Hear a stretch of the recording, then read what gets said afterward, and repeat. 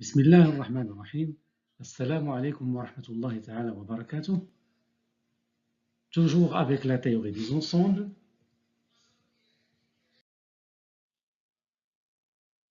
Aujourd'hui, nous allons voir la troisième partie.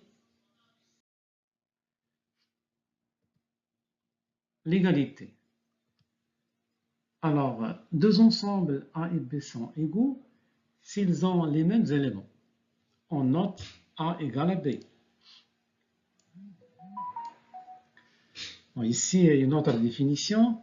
A il est égal à B si et seulement si tout élément de A, ou bien chaque élément de A est un élément de B, et tout élément de B est un élément de A. C'est-à-dire que A et B contiennent les mêmes éléments. Alors, on peut exprimer l'égalité en utilisant l'inclusion.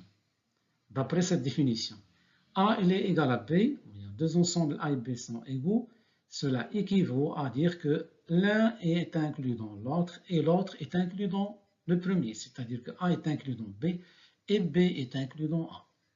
Bon, cette propriété est très importante, c'est celle qu'on va utiliser pour démontrer par exemple que deux ensembles sont identiques.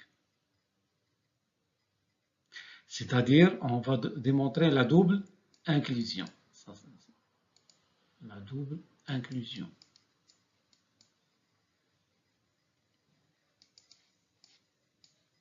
Bon, normalement, deux ensembles sont égaux. Ça signifie que ils sont tout simplement différents de leur nom et non pas de leurs éléments.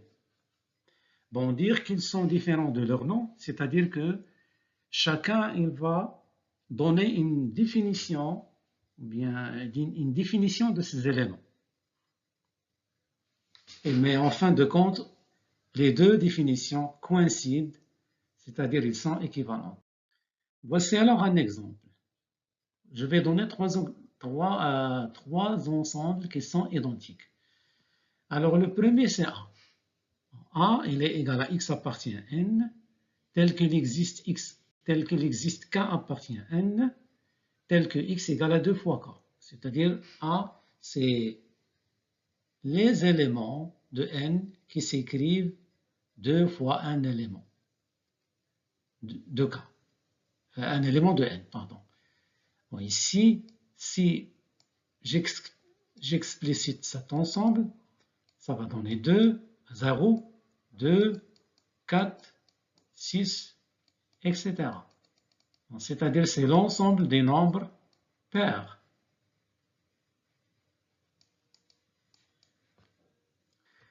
Alors ici, je vais donner un autre exemple, B. C'est x appartient à n tel que 2 divise x. Alors ici, ça va donner le même ensemble. 0, il est divisible par 2. 2, il est divisible par 2. 4, il est divisible par 2. 6, il est divisible par 2, etc. Donc c'est exactement le même ensemble que A. Et C égale à x appartient à n tel que le chiffre des unités x de x est soit 0, 2, 4, 6 ou 8. Bon, si j'explicite l'ensemble C, je vais trouver 0, donc il se termine par 0. Le 1, non, 2 se termine par 4 se termine, 6, etc. Donc je vais trouver tous les nombres pairs. Donc ici, les trois ensembles A, B et C sont des ensembles égaux. Alors maintenant, on va donner quelques propriétés de l'égalité qui sont très, très simples à démontrer. La première, le seul ensemble égal à l'ensemble vide est l'ensemble vide lui-même. C'est-à-dire que l'ensemble vide, il est égal à l'ensemble vide et il est différent de tout autre ensemble qui n'est pas vide. Deuxième propriété, tout ensemble est égal à lui-même. Quel que soit A, A est égal à A. Troisième propriété, quel que soit A et B deux ensembles, alors A est égal à B, il est équivalent, c'est-à-dire que B est égal à A. Et la quatrième propriété, quel que soit A et B deux ensembles finis, alors si A égale à B,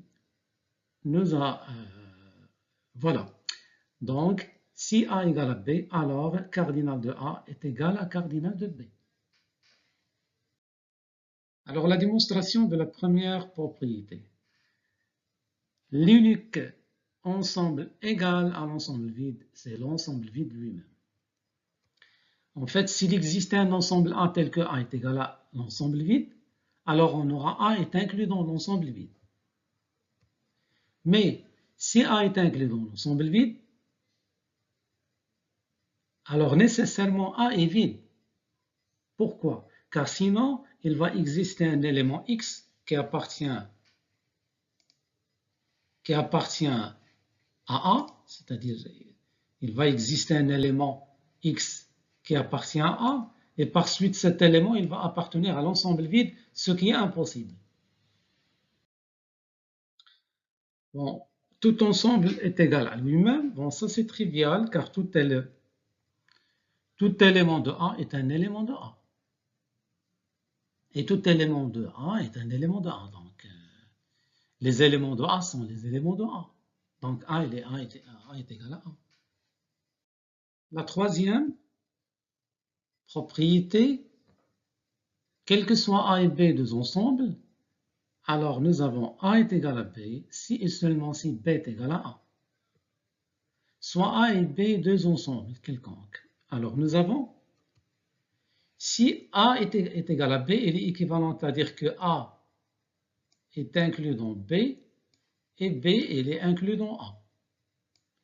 Bon, ici, comme l'opérateur logique est commutatif, alors A est égal à B si et seulement si B est inclus dans A et A est inclus dans B. Et ça, c'est la définition de B égale à A. Donc, A est égal à B si et seulement si B est égal à A. Alors maintenant, la dernière propriété, quel que soit A et B deux ensembles finis, alors nous avons, si A est égal à B, alors cardinal de A est égal à cardinal de B. Bon, on va utiliser une propriété qu'on a déjà vue concernant l'inclusion et la cardinalité. Donc il dit si A est inclus dans B, alors le cardinal de A il est inférieur ou égal au cardinal de B. Donc, considérons deux ensembles A et B tels que A est égal à B. Alors, d'après la définition, A il est équivalent, A est égal à B si et seulement si A est inclus dans B et B est inclus dans A. Alors, d'après la propriété, A est inclus, comme on a vu déjà dans la dernière leçon, A il est inclus dans B, donc cardinal de A est inférieur ou égal à cardinal de B. Bon, on a une implication seulement. Et la même chose, lorsque B est inclus dans A, nous avons cardinal de B est inférieur ou égal à cardinal de A. Donc, si A est égal à B, alors cardinal de A est inférieur au cardinal de B, et cardinal de B est inférieur ou égal à cardinal de A, et donc cardinal de A est égal à cardinal de B. Bon, la réciproque est fausse. Bon, ici, on a deux ensembles. A est égal à 3 et B est égal à 4. Alors, nous avons le cardinal de A est égal au cardinal de B, mais A il est différent de B. On n'a même pas ni A inclus dans B, ni B inclus dans A. Voilà, c'est la fin de cette vidéo.